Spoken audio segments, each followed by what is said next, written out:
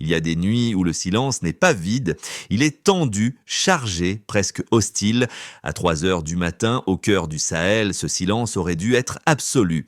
La fréquence sécurisée devait être muette, et pourtant, elle ne l'était pas. Un grésillement, une fraction de seconde, puis une voix basse, pressée, presque étouffée. N'entrez pas. C'est un piège.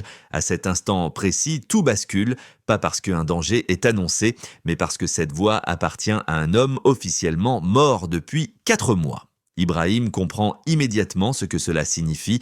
Quand un mort parle, ce n'est jamais un miracle, c'est une erreur, une faille, un mensonge mal enterré. Autour de lui, tout semble normal, un site minier censé être abandonné, un rapport officiel propre, trop propre, un commandant local détendu, presque ennuyé par la présence du pouvoir. Mais le pouvoir, quand il est réel, sent le déséquilibre avant même de voir la preuve. Ibrahim ne réagit pas par l'autorité, il réagit par le doute. Le mensonge n'est jamais nerveux par hasard. La sueur sur un front calme, un regard qui évite une porte scellée, des réponses trop rapides, trop lisses. À ce stade, il ne s'agit plus d'un site. Il s'agit d'un système qui ment en réseau, protège en profondeur et tue en silence.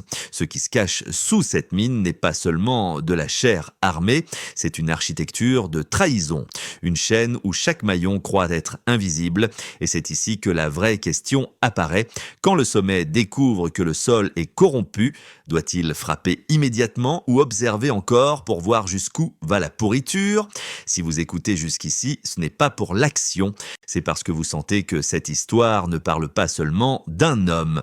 Elle parle de ce qui arrive quand le pouvoir réalise qu'il est entouré. Ibrahim fait alors un choix que peu de dirigeants osent faire. Il fait semblant de partir. Devant les hommes, devant les radios, devant ceux qui observent en silence, il valide le mensonge, un geste simple, presque banal, et c'est précisément ce qui le rend dangereux. Car quand le pouvoir feint l'ignorance, le système se dévoile. Aussitôt, les masques tombent. Un appel précipité, un véhicule sans plaque, une urgence qui trahit la peur. À ce moment-là, Ibrahim ne dirige plus un État. Il traque une mécanique. Il observe comment le mensonge circule, qui alerte qui et à quelle vitesse. C'est là que la frontière entre autorité et survie disparaît. Les insignes tombent. La hiérarchie s'efface. Il ne reste qu'une chose, la lucidité.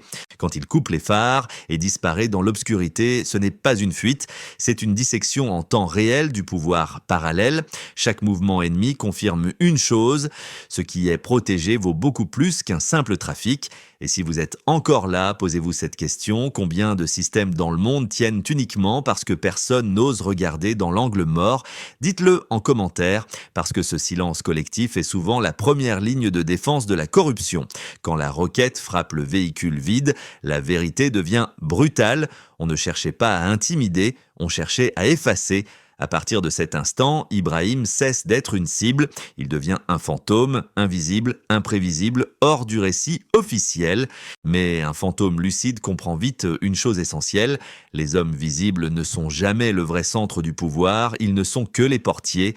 Derrière eux, il y a toujours des structures, des financiers propres, des discours humanitaires, des mains qui ne portent jamais d'armes mais déclenchent des guerres. Ce qui attend dans la mine n'est pas un affrontement, c'est une révélation. Et une fois qu'on voit le cœur du système, on ne peut plus prétendre gouverner comme avant. À l'intérieur de la mine, tout change de nature, ce n'est plus un lieu, c'est une infrastructure politique déguisée en souterrain, des caisses alignées, des armes standardisées, des brouilleurs. Pas le chaos d'un trafic, mais l'ordre froid d'une armée en attente, et au centre, un homme attaché à une chaise, vivant, preuve vivante que la version officielle était une fiction soigneusement rédigée. À cet instant, Ibrahim comprend l'erreur que font toujours les conspirateurs. Ils pensent que le pouvoir tombe par le haut, alors qu'il se démonte par les connexions. Ce n'est pas la violence qui le glace. C'est la logique, la précision, la façon dont chaque pièce s'emboîte sans laisser de traces visibles. Le financier ne crie pas, il ne menace pas, il parle comme un gestionnaire parce que pour lui, un pays n'est pas une nation, c'est une ligne comptable. C'est ici que la bascule devient irréversible. On ne parle plus de corruption, on parle de remplacement. Remplacer une souveraineté par une gouvernance sous contrat. 3 points sur une carte, aéroport, banque, centrale. Caserne, toujours les mêmes cibles quand un État doit tomber vite et proprement. Et posez-vous cette question maintenant. Est-ce qu'un coup d'État commence avec des soldats ou avec des réunions où personne ne porte d'uniforme? Dites ce que vous en pensez parce que c'est là que le débat devient inconfortable. Ibrahim ne tire pas. Pas encore, parce qu'il sait qu'éliminer des exécutants ne détruit jamais un système, ça le ralentit, ça ne l'expose pas. Puis la trahison franchit un seuil supplémentaire.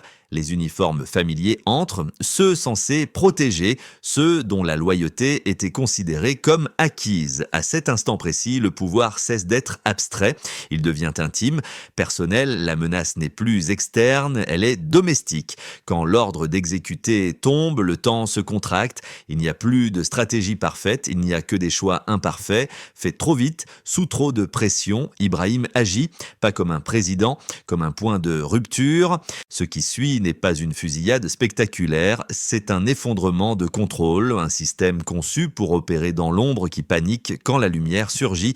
Mais cette lumière révèle aussi autre chose. Ils ne sont pas seuls dans la mine, et à partir de là, la question n'est plus comment survivre, mais qui d'autre savait et attendait.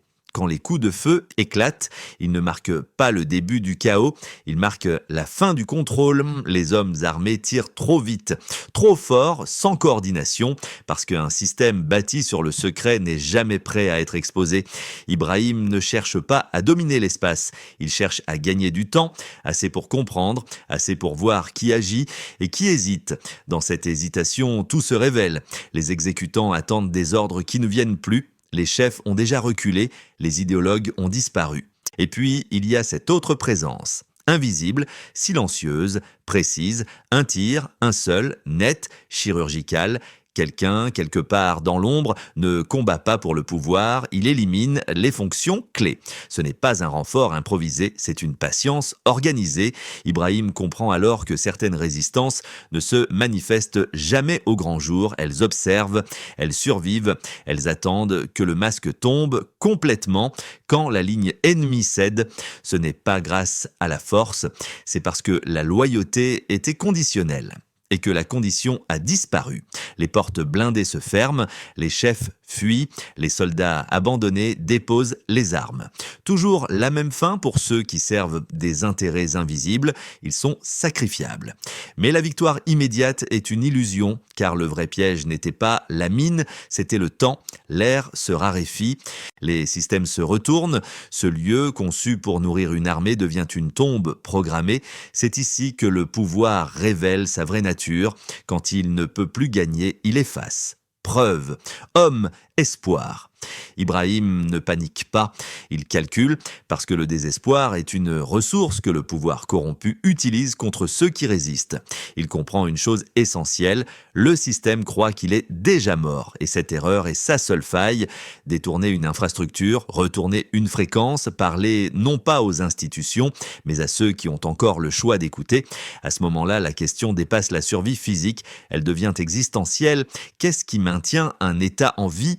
Les murs, les armes ou la capacité d'une voix à percer le mensonge au bon moment? La lumière s'éteint, le compte à rebours commence. Et le pouvoir, pour la première fois, n'a plus le monopole du récit. Le compte à rebours n'est pas seulement un chiffre rouge sur un écran. C'est une décision déjà prise ailleurs. Le système ne négocie plus. Il clôture, il ferme les dossiers, les portes, les respirations. L'air devient lourd, chaque inspiration coûte plus cher que la précédente. Le silence n'est plus stratégique, il est physiologique. À cet instant, beaucoup auraient tenté l'héroïsme. Ibrahim choisit autre chose, la compréhension structurelle. Ce lieu n'est pas conçu pour tuer par explosion, il est conçu pour effacer sans bruit, sans martyr, sans image. Quand un pouvoir veut disparaître des preuves, il privilégie toujours la méthode la plus propre. L'asphyxie n'accuse personne. Face à lui, des armes capables de raser un quartier. Derrière lui, une porte qui ne s'ouvrira plus. Au-dessus, un système qui s'exécute sans état d'âme, c'est là que la différence entre un chef et un survivant apparaît. Le survivant cherche une sortie, le chef cherche une faille conceptuelle. Ibrahim comprend que l'ennemi croit avoir gagné, il le croit mort, il croit la narration verrouillée, et quand un système pense avoir gagné, il devient paresseux. Il ne surveille plus ce qui, selon lui, est déjà fini. Les câbles sectionnés ne sont pas des débris, ce sont des veines ouvertes, des voies soit de retour. La technologie utilisée pour coordonner un coup d'État repose sur une certitude fragile. Personne ne parlera depuis la tombe. Ibrahim ne cherche pas de secours. Il détourne l'outil du mensonge. Il infiltre la colonne vertébrale du récit adverse. Ce n'est pas un appel à l'aide, c'est une intrusion narrative. Quand la transmission passe, ce n'est pas spectaculaire, c'est discret, mais suffisant. Quelqu'un, quelque part, écoute encore, pas par loyauté, par doute. Et le doute est toujours plus dangereux pour un système autoritaire que l'opposition frontale, mais le pouvoir ne lâche jamais sans frapper une dernière fois. La coupure de lumière n'est pas un accident, c'est une signature, puis vient le son le plus primitif qui soit. Un tic-tac régulier, inexorable. La bombe n'est pas là pour tuer, elle est là pour fermer l'histoire. À cet instant précis, la situation devient philosophique, pas tactique, pas militaire. Utiliser la force ici, c'est accepter la logique de l'ennemi. Ne rien faire, c'est disparaître. La seule option restante est celle que les systèmes détestent le plus, l'improvisation intelligente, détruire sans exploser, ouvrir sans clé, transformer un mécanisme industriel en échappatoire. Ce choix n'est pas héroïque, il est brutalement rationnel, car lorsqu'un État est attaqué de l'intérieur, ce ne sont pas les armes qui le sauvent, mais ceux qui comprennent comment il respire. Quand le métal cède et que l'air revient, ce n'est pas une victoire, c'est un sursis, et ce sursis a un prix. Le monde extérieur croit toujours à la version officielle. Ibrahim sort vivant, mais il sort mort aux yeux du pays, et dans les systèmes de pouvoir, un homme officiellement mort est soit une erreur à corriger, soit une menace impossible à prévoir. Être mort officiellement, ce n'est pas disparaître, c'est être libéré de certaines contraintes et exposé à d'autres. Quand Ibrahim émerge du désert, il ne retrouve pas un pays en alerte, il retrouve un pays déjà informé de sa mort, un récit prêt à l'emploi, diffusé avec une précision clinique. La rapidité du communiqué n'est pas un détail, elle révèle que la succession avait été répétée, que les mots avaient été écrits avant même que le sang ne sèche. Dans ce genre de configuration, le pouvoir ne repose plus sur la force, il repose sur la croyance, sur l'acceptation passive d'une version unique. Des checkpoints apparaissent sans résistance, des rues se vident sans affrontement. Les gens obéissent non par peur immédiate, mais par confusion. C'est ainsi que tombent les États modernes. Pas sous les bombes, sous la saturation narrative. Ibrahim comprend qu'un retour frontal serait un suicide politique. Il ne peut pas reprendre un palais, il doit reprendre le sens. Le centre de gravité n'est plus institutionnel, il est symbolique. Et le symbole le plus puissant n'est pas un bâtiment, c'est une voix. La radio nationale n'est pas qu'un média, c'est un réflexe collectif, un lieu où l'autorité s'incarne sans visage. Les conspirateurs le savent, c'est pour cela qu'ils la contrôlent et c'est pour cela qu'ils la protègent plus que les ministères. Quand Ibrahim observe la ville verrouillée sans combat, il ne voit pas une victoire ennemie, il voit une fragilité, un pouvoir qui tient uniquement parce que personne n'a encore contredit l'histoire. La différence entre un régime stable et un régime illégitime tient souvent à une seule chose, la première fissure audible. Il ne s'agit plus de survivre, il s'agit d'apparaître au bon moment, au bon endroit, avec la bonne vérité. Pas une vérité totale, juste assez pour provoquer un arrêt, un doute, un regard levé. Dans ce type de crise, les armes lourdes sont inutiles, elles détruisent, elles ne convainquent pas. Ce qui va suivre n'est pas une bataille, c'est une prise de parole sous menace directe. Et c'est là que tout se joue. Car quand un mensonge occupe l'antenne, celui qui la reprend ne combat pas seulement des hommes armés, il combat le temps, la peur et l'habitude d'obéir. Le prochain mouvement décidera non pas qui gouverne, mais si la population accepte encore qu'on gouverne à sa place, le bâtiment de la radio n'est pas seulement protégé. Il est sacralisé, char à l'entrée, soldats nerveux, ordre flou mais autorité totale. C'est toujours ainsi quand un pouvoir ne se sent pas légitime. Il surprotège les symboles, il surarme les lieux où la parole circule. Ibrahim ne cherche pas l'affrontement, il cherche l'instant de rupture. C'est quelques secondes où un système automatisé hésite. Quand les lumières s'éteignent, ce n'est pas spectaculaire, c'est banal et c'est précisément ce qui fonctionne. Le chaos n'explose pas, il s'infiltre. Les portes se déverrouillent, les procédures se contredisent. À l'intérieur, la scène est presque grotesque. Une présentatrice récite un texte qu'elle ne croit pas. Un officier tient une arme qu'il n'ose pas encore utiliser. Et derrière eux, les caméras tournent. C'est là que la tension devient psychologique. Personne ne veut être celui qui appuie sur la gâchette devant témoin, parce que tuer en silence est une chose, tuer en direct en est une autre. Quand Ibrahim avance sans armes, il ne joue pas au martyr, il force un choix. Il oblige l'adversaire à assumer publiquement ce qu'il faisait jusque-là dans l'ombre. Le regard de l'officier change, pas par compassion, par calcul. Il comprend, avant les autres, le pouvoir réel n'est plus dans son pistolet. Il est dans ce que la caméra montrera après le coup de feu, et puis il voit l'écran, le char, la tourelle qui pivote non pas pour sauver, mais pour effacer. À cet instant, la loyauté s'effondre. Parce que le système révèle sa vérité ultime, les exécutants ne sont jamais protégés. Quand l'arme tombe, ce n'est pas une reddition, c'est une prise de conscience tardive. Ibrahim parle alors, pas comme un chef, comme un point fixe dans un chaos mouvant. Il ne promet rien, il ne menace pas.